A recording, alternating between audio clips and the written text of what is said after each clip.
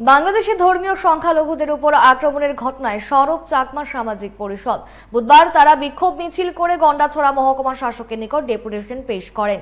মোট 6 দফা দাবিতে ডেপুটেশন দেন তারা। উপস্থিত ছিলেন চাকমা সামাজিক পরিষদের নেতৃত্ব বিকাশ চাকমা, নৃপেন চাকমা, সাগরজিৎ চাকমা প্রমুখ।